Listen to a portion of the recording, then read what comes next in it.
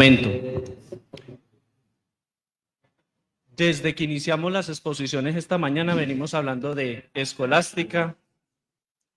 Llegamos más atrás con Clemente de Alejandría a propósito de la profesora Paola Druil, que pues, lamentablemente no nos pudo seguir acompañando por cuestiones de conexión. Y yo los voy a hacer ir un poco más atrás. Básicamente con un autor que en el medioevo no fue muy bien recibido por ciertos autores.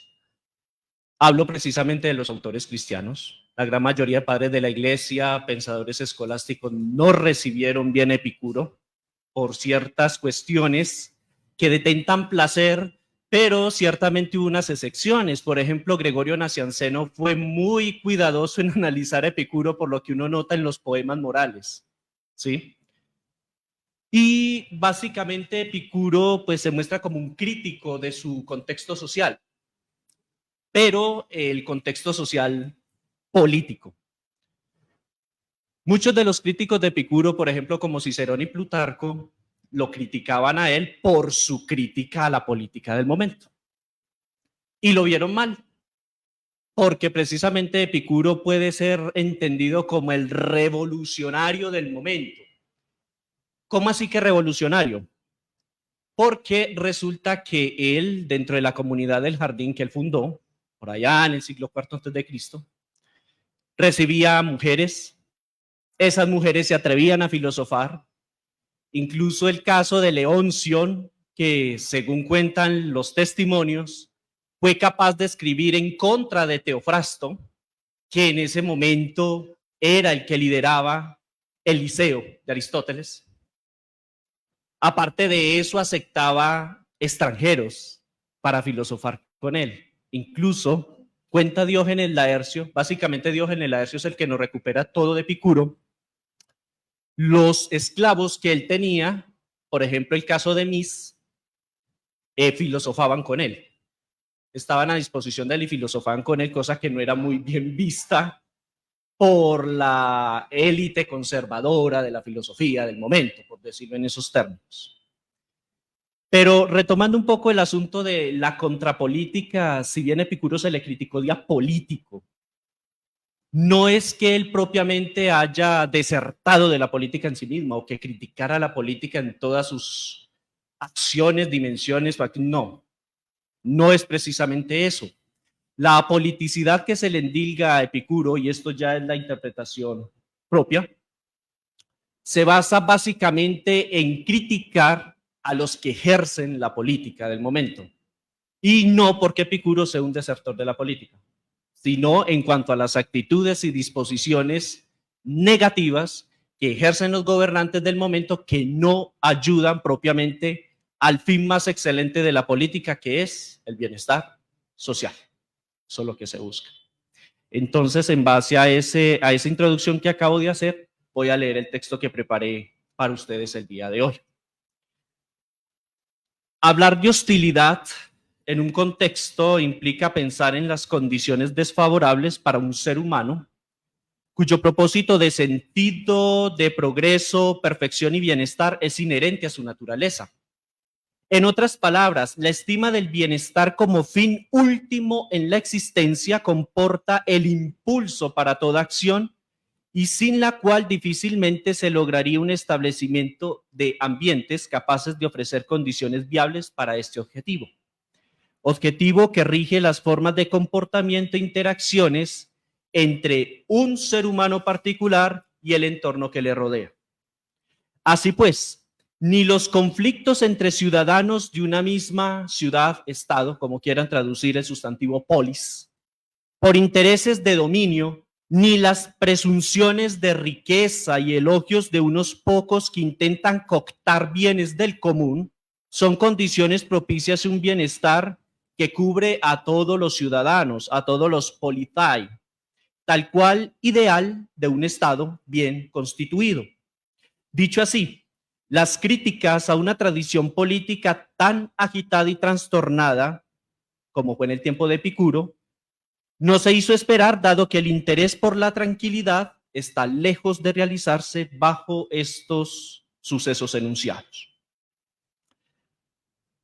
Para ejemplificar, la expresión epicúrea, liberarse de las ocupaciones cotidianas y de la política, tajet kiklia, kai política, esto tomado de la sentencia Vaticana 58, parece un deshacimiento de los asuntos políticos que, para adversarios de las doctrinas epicúreas como Plutarco, es una exigencia desdeñar las leyes y los gobiernos, según Plutarco en su Contracolotes 1127 de al E. Sin embargo, el elogio a una vida de sosiego dispuesta por las normas de algunos magistrados que buscan la liberación de toda perturbación es lo que reconoce el mismo Plutarco de los discípulos de Epicuro como colotes. Pero entonces, ¿cuál es el sentido de una propuesta como la de Epicuro, que pide desligarse de funciones públicas, cuando son sus discípulos los que advierten bondades en esas funciones públicas? ¿Acaso es Epicuro un desertor político que juzga nociva la actividad pública y con la cual sus discípulos discrepan? Cierto es que la preocupación por el bienestar no deja de ser un interés por el colectivo, de modo que la filia, la amistad, comporta un medio para justificar una política desde Epicuro. Más que una cuestión de gobierno o de aspiraciones a dirigir y legislar las acciones que competen a una polis, las relaciones humanas y las mejores condiciones que procuran estas perfilan ser un insumo suficiente de actividad política.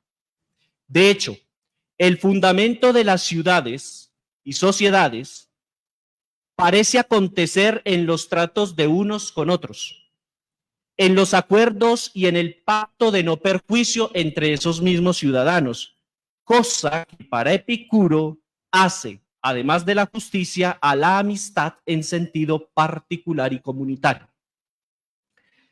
Desde esta perspectiva y con base en el carácter de ofelia, la utilidad mutua, la utilidad común, Epicuro dirá que lo justo es un pacto de no dañar ni ser dañado, sin te que tú me blaptein, me de blaptesai, en las relaciones de los unos con los otros, tomado de la Máxima Capital 33.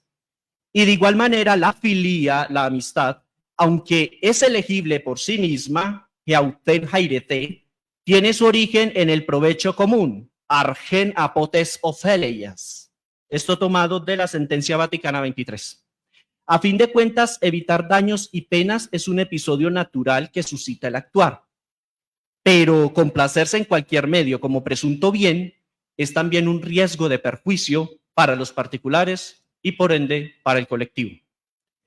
Es probable que la idea de utilidad sea entendida como criterio obligado de reciprocidad para efectivas y patentes formas de hacerse con el bien común. Un contexto en que, al decir de David Constant, hace de la ofelia, de la utilidad mutua, consecuencia de un afecto por el beneficio del otro después de ese desarrollado hasta el punto de ser sociable, lo cual trae consigo una amplia gama de lazos cordiales o de compañerismo. Ahora bien, los rasgos descritos que destacan en propiedad a la amistad, a la filia, están lejos de dar un beneficio de por sí individualista, que detenta la satisfacción particular sin interesarse por el otro. En efecto, esto deja en clara la advertencia de que no se trata propiamente de una fijación ni por las riquezas, ni por la fama, ni por el poder, entre otras execralidades que el mismo Epicuro denuncia. Así, no por garantizar seguridad contra los peligros externos se logra el bienestar. También se requiere ocuparse del hombre, de sus falsas y vanas opiniones que malogran el sosiego esperado para hacer frente a una actitud oportunista que incluso puede dañar a otros. Un contraste con esta posición viene dada por Cicerón en su crítica a la utilidad. Si bien, como el mismo Cicerón explica, la utilidad, tal y como la entiende Cicerón, desdice el amor genuino, pues se ama más el provecho propio que a la persona objeto de amor. Se ama el bien que de otros extrae, en vez de desear que éste sea colmado del mismo sin alcanzar provecho quien ama. Esto tomado de los Fines 278. Desde esta lógica podría increparse a Epicuro el hecho de descuidar el bien que a otro concierne, puesto que en todo vínculo creado reside la prioridad del beneficio en una de las partes. Pero todavía más, el samio es quien entre sus sentencias dice que se debe cuidar de los otros. Compartamos, dice él, sympathomen, lo que pasa a los amigos, preocupándonos por ellos. Frontisontes, esto tomado de la sentencia vaticana 66. Con lo dicho, no se puede negar que existe un sentido altruista en lo dispuesto por Epicuro, pero tampoco se puede eludir un carácter de interés personal, de amor propio, que determinará toda reflexión pertinente sobre las formas de pensar y de actuar de cada ser humano. La tranquilidad del alma, o lo que nosotros conocemos como ataraxia, se torna por lo visto en la prioridad a alcanzar ante un medio que se presenta incierto y amenazante, criterio más seguro para garantizar el bienestar querido, puesto que por una parte se adolece de condiciones externas favorables para ese bienestar, y por otra existen disposiciones erradas en los ciudadanos singulares que malogran esa tranquilidad. Para comprender esto, la asidua mención de una vida gozosa que obedece a un razonamiento sobrio, nefologismos, no es más que la supresión de las suposiciones, tas doxas excelaino, causantes de las confusiones, haciendo de las virtudes un medio, por principio, para la vida feliz. Tales ideas, extraídas de la carta a Meneceo, particularmente del numeral 132, y las cuales trasvasan muchas de las máximas y sentencias que se tienen como dichas por el mismo Epicuro, porta un abdicar de ciertas costumbres, como revela Diógenes Laercio, al reseñar el ruego de Epicuro a su discípulo Pitocles para que abandone toda tradición, pasam paideian, lo que en términos de Salvador Mas Torres entraña una retirada de la vida pública. Epicuro cifra el buen vivir, en términos más precisos es imperturbabilidad del alma o sosiego anímico, ataraxia, en una reflexión de los medios idóneos para ese bienestar, en una vida prudencial y noble que se distancia de los actos nocivos para sí mismo y para otros. Y esto es lo que supone una política degenerada, cuyos aditamentos competitivos, apropiación del mando o exuberancia de riquezas frustran la conquista de un bienestar que tiene alcances corporales y anímicos y vale además a nivel comunitario. Por ello, la novedad de un pensamiento como el del fundador del jardín, que hace de lo tradicional algo perfeccionado por sus recomendaciones a una vida sobria, se convierte en la clave de un aislamiento para con lo perjudicial, para después ser el origen de la famosa autarquía, ¿sí?, de la autosuficiencia, que incide en las razones altruistas. Al fin y al cabo, la recepción de lo que se nos ofrece y el desistir de las retribuciones son indicios del interés por los otros, pero con el procurarse la satisfacción de deseos sin recurrir a excesos, se completa la serie de rasgos de vida retirada a las vanas ambiciones. Con todo lo dicho, ya se hace más comprensible lo que el filósofo en mención alega en el siguiente fragmento. Cito a Epicuro: aquel que se prepara del mejor modo para no ser perturbado por causas externas, se familiariza con todo lo que lo hace posible y se aparta de lo que no le es posible, haciendo lo que es adecuado. Licitele prathein, tomado de la Máxima Capital 39. Como caso típico, el cuidado que se debe para con los estados de serenidad e inquietud, incluso la calidad de medios que procura el bien y rompen con las posibles amenazas para lo que es provechoso, es una tarea sujeta al fuero interno del hombre, según lo antedicho, y por lo demás caracteriza a todas las filosofías del periodo helenístico. Y por supuesto, Epicuro también retoma este asunto. Hacerse distinto, pensar distinto, obrar distinto de aquello que piensa y obran los demás, no siempre considerando lo mejor para sí sus semejantes, justifica el retiro con el objeto de ser un hombre de bien, tranquilo y moderado, como rescata Séneca de Epicuro, tomado de la carta a Lucilio 3:25, 7 al 8.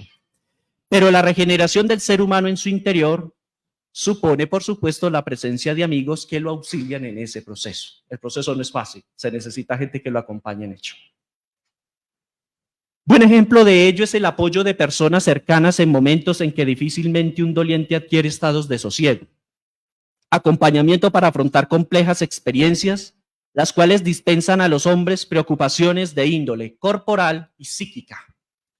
A esto se anexa el sentimiento de consuelo que subyace una confianza por los que son allegados, en la medida en que se tiene certeza de la ayuda futura por parte de ellos y no tanto la reconfortante impresión por causa de una ganancia o lucro que se puede extraer inmediatamente al bien ofertado. Todo ello obedece un tratamiento de las inseguridades humanas, cuyos rasgos causales, como agresiones y el mudable cariz del carácter humano, deshacen la confianza a los otros de modo que se pueda restablecer por la virtud el ánimo de la relacionalidad entre miembros de una comunidad. Pero ciertamente en el filosofar del jardín, la propuesta de una vida retirada que lleva una alternativa de ciudad está más allá de ser privada.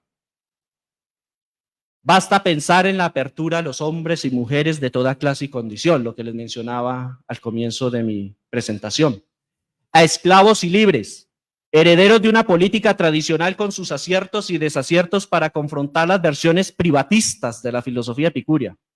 Según sostiene Diógenes Laercio, la beneficencia para con sus siervos, eupoía, prostus hoiketas, el amor humanitario hacia todos, prospantas, filantropía, y el hecho de que estos filosofan juntos, hacen ver a Epicuro como un hombre receptivo, cuyo pensar se destina a quien quiera acogerlo. Semejante ampliación de perspectiva que toma por destinatarios de un filosofar a una ilimitada cantidad, se exhibe como otra razón que se inclina por confrontar las versiones privatistas del raciocinio epicúreo. Aunque lo que importa de este discurso es el suministro de sujetos con quienes la práctica de la virtud y la realización del bien propio se hace posible. Es así que, de acuerdo con Pierre Morel, la ética personal tal como se piensa de Epicuro, en cuanto renovación de sí, ni significa privación de lo social, ni es forma de ponderar el solipsismo. La opinión tradicional, sobre todo la de censura, se ha enfocado en transmitir el amparo de apoliticidad, de aversión a la vida social que define la carencia de virtudes, desde sentencias que en muchas ocasiones no tienen soporte en los identificados textos del Samio. Por ejemplo, lacebiosas. El término lace, que es el aoristo del anfano, es decir, pasar desapercibido, ¿sí? Estar oculto. Para Plutarco eso supone cosas muy negativas, muy lujuriosas, muy fuera del criterio moral del momento, de la medida, de la mesura, todo esto. Entonces, claro, eso lo asumió Plutarco como si Epicuro propendiera o propugnara la vida disoluta, ¿sí? A este escollo se une la idea del sinsentido para una custodia de la virtud que se abre paso entre satisfacciones personales y por ende generación de vilezas. Esto también lo advierte Cicerón en su Sobre los fines del bien y del mal 2:117, aunque Epicuro, siempre reiterativo, aconseja vivir rectamente. Al respecto es clara la reconstrucción de los planteamientos del Samio a partir de máximas que explicitan la virtud de la filía, el interés de una sapiencia que conduzca al bien de todos. Así pues, lo que caracteriza máximas como la de me politeisestai, es decir, no participe en política, en imperativo, y la de lacebiosas, significa el rechazo de prácticas e intenciones nocivas para un fin, como es el bien particular y comunitario, según lo anteriormente expuesto. En conclusión, la amistad completa la estructura de un proyecto social si bien constituye la mejor forma para pensar la interacción entre miembros que sustancialmente hacen a toda acción política. Esto mismo pensó Epicuro para un ambiente un tanto limitado como el quepos, el jardín, una comunidad de amigos, en un momento en que la crisis y desorientación afectan el plan de consecución de la vida pacífica que tienen el reconocimiento mutuo, la confianza bilateral y la libre apertura a quien desea hacerse con los medios y los fines descritos su más clara forma de ser. Al final de cuentas, la filía, la amistad, abre la posibilidad de idear otra forma de hacer política en contravía a justificaciones de acomodo o intereses singulares que han encarnado la degeneración de la vida política que debería perseguir el bien común. Esta sabiduría política, que se expresa en Epicuro desde principios básicos como las relaciones humanas y la búsqueda del bien común, resuenan en las dificultades políticas donde ocuparse del otro es criterio del bien común. Hasta ahí mi presentación, compañeros. Muchas gracias por su atención.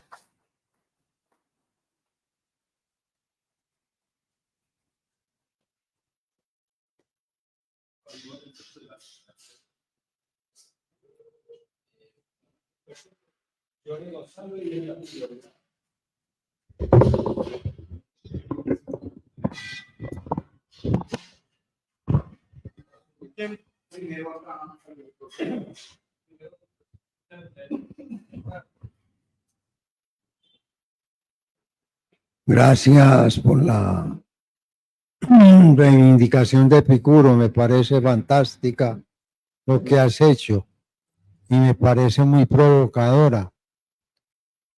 Yo te pregunto una cosita. En las etimologías, Isidoro de Sevilla dice que Epicuro es un cerdito que se revuelca en el fango del placer. Tú lo has rechazado. Esa interpretación cristiana de Epicuro que se ha hecho clásica a través de Agustín, a través de esta cita que textualmente trae Isidoro de Sevilla, ¿tú cómo la ves? ¿Piensas que es válida o piensas por la provocadora exposición que la mesura rige todas las acciones de Epicuro?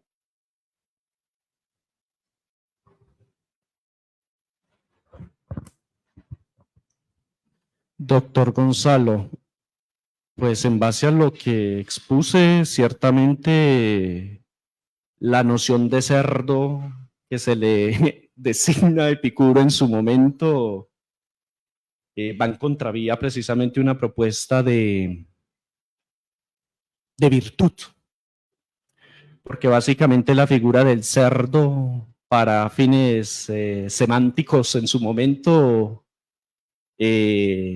no es ni el animalito más noble, ni el que mejor tiene, bueno, el que más limpiecito está, ¿cierto? Entonces es como una forma de expresar la liviandad que puede suponer una idea como esta, sobre todo la idea de placer. Ahora, muchos de los pensadores cristianos, claro, aluden a esta versión de Epicuro, pero yo me atrevo a decir que no lo entendieron. No entendieron básicamente esto. Porque básicamente la filosofía de Epicuro, por más placer que se quiera alcanzar, básicamente el placer está mediado por virtud, arete. Y esto aparece explícito en muchas de las máximas capitales, en muchas de las sentencias vaticanas. Estamos hablando de 81, 41 máximas capitales y la carta Miniseo, que es la carta ética. Y siempre hablan de la frónesis, de la sabiduría práctica. Entonces es muy difícil y muy complicado entrar a decir que básicamente estaban dados a la liviandad y este tipo de cosas que se suponía que así. Incluso Plutarco le asigna a Epicuro el hecho de hacer orgías. Claro, como involucraba heteras allá en el jardín, entonces ya se acostaban todos con todas, orgías y toda esta vaina, pues no sé en qué medida si eso lo hicieron o no, pero aquí estamos dando el beneficio de la duda de Epicuro, la virtud por encima de todo, ¿no? Y hay una expresión de Horacio. Horacio es el que dice, pues, pertenezco a la piara de puercos de Epicuro, ¿no? De Epicuri Grege Porcum, dice así, Horacio. Pero él ciertamente como que tiene una recepción o una filiación particular por el epicureísmo. Quizás uno puede entender esa expresión como, bueno, si me están criticando porque sigo la línea del placer, entonces pues echémosle más leña al fuego para que sigan hablando. Al fin y al cabo, básicamente, la vida que se practica, porque esto es ético, ¿no? Esto es pura ética, el placer es un modo de vida, vivir en el placer es un modo de vida, nada tiene que ver con lo que supone el vulgo, los demás. Pero la impronta de Epicuro es sí al placer, pero mediado por la virtud. Siempre están aliados.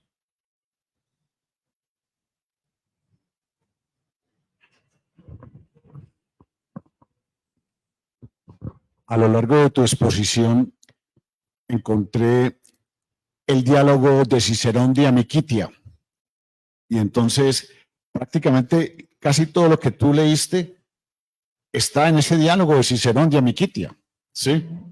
Ahí exactamente desarrollados básicamente estos principios. ¿Cómo explicas tú eso?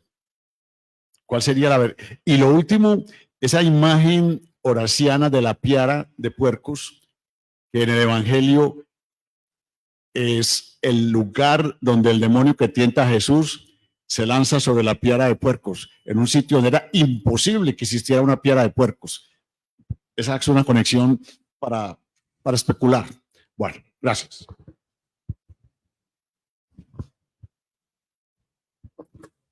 Respecto de la similitud que existe con esta reflexión que hice en torno a la amistad en Epicuro y de Amicitia en Cicerón, yo todavía me pregunto,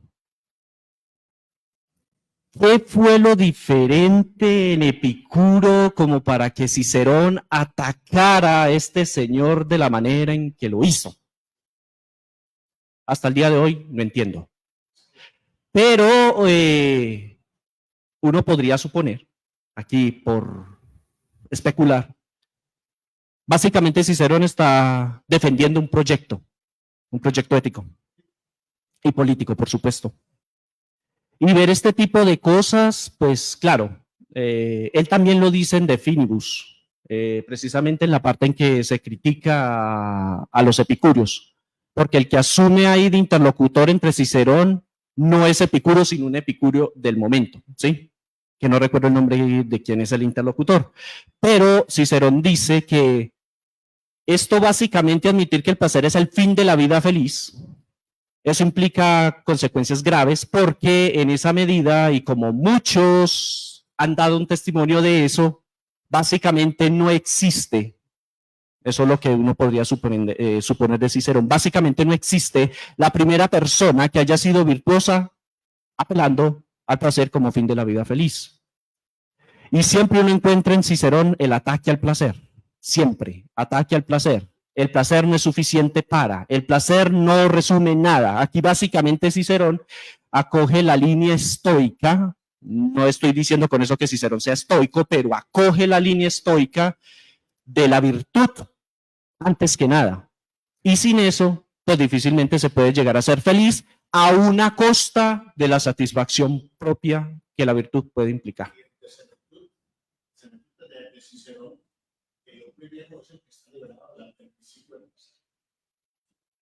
Exactamente. Exactamente. Incluso, doctor, incluso sí es cierto. El viejo, la persona anciana está libre de esa idea, de esa experiencia placentera. Pero fíjese usted que, por ejemplo, Epicuro define el placer como ausencia de dolor del cuerpo y ausencia de inquietud en el alma. ¿Sí? Ataraxia, aponía, ataraxia respectivamente. Pero para Cicerón, haciendo sus intentos filológicos, interpretando lo griego y trayéndolo al latín, Pues dijo, no, es que una cosa no tiene que ver con la otra. Una cosa es la voluptas y otra muy distinta decir ausencia de dolor. No son lo mismo. Eso es la sección que recoge Cicerón para criticar la noción de Epicuro de identificar placer con ausencia de dolor, inquietud de alma. Para Cicerón son dos cosas distintas, ¿sí? Pero sí, básicamente lo que Cicerón hace es defender un proyecto ético y político. Y por lo mismo ataca a las corrientes de pensamiento que no cuadran perfectamente con lo que él intenta decir. Y eso es normal del momento. Es normal. Entre las escuelas habían disputas entre epicúreos y cirenaicos, aunque los dos concebían el placer, se atacaban. Hay fragmentos de los papiros de Herculano, lamentablemente no conservamos muchos de ellos actualmente, pero hay muchos estudiosos italianos que se dedican precisamente a escrutar lo que se tiene de esos papiros. Y, por ejemplo, Tiziano Dorandi o Francesca Longo han extraído y han originado artículos en los que se recopilan ciertos fragmentos en que se consta de que pues realmente hay una mal comprensión de la corriente epicúrea. Hay una mal comprensión de ello.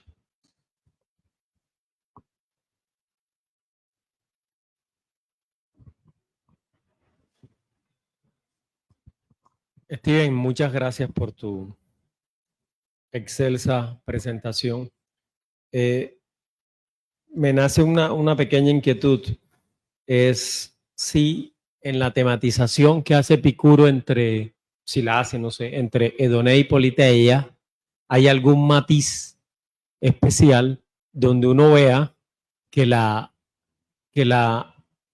conceptualización de la Edoné en él no es reduccionista, porque date cuenta de cuando lo que acabas de decir de cómo es de este latino, de que trabaja volutas, pero ahí reduce la relación de agonistes y Edoné o agonistes y entonces son muy reduccionistas por la riqueza amplia que tenía ese griego antiguo, ¿no? Entonces me surge la idea de cómo es esa tematización entre Edoné y Politeia de cara a esta rehabilitación, ¿no?, que estás presentando de Epicuro.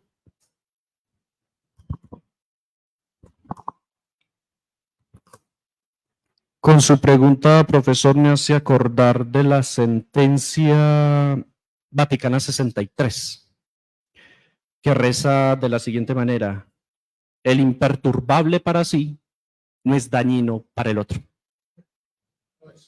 El imperturbable para sí no es dañino para el otro. Básicamente, hablar de imperturbabilidad, ataraxia, ya como lo hemos indicado, ya es placer. Edoné es igual a ataraxia. Y si yo soy imperturbable, ¿por qué carajos voy a afectar al otro? ¿Cuál es la necesidad de afectar al otro? Ninguna. Pero esto también se debe a una ampliación del concepto o noción de política, de politeia, porque es que básicamente siempre se ha pensado la política como, y todavía sigue habiendo gente que piensa así, o le endilgan a los griegos esa noción de que política es solamente la relación gobernados-gobernantes, pare de contar, asuntos de poder y se cerró la brecha. No. Desde Platón, Aristóteles, los mismos estoicos y por supuesto Epicuro amplían la noción de política. Y como les mostré acá y lo que intenté defender es que la política es más que relaciones de poder. Aquí estamos hablando de relaciones e interacciones entre todos, sin restricción alguna, entre iguales. Eso puede sonar muy anacronista, sí, puede sonarlo, pero al menos había una intuición, me atrevo a defender que desde el epicureísmo, con el asunto y la práctica de recibir mujeres prostitutas, heteras allá en el jardín, coger metecos, insertarlos allá, cosa mal vista por los conservadores del momento en la élite filosófica, eso está mal visto, pero sí había un criterio de casi de igualación, de mirar que no, esto es un asunto para todos, ¿no?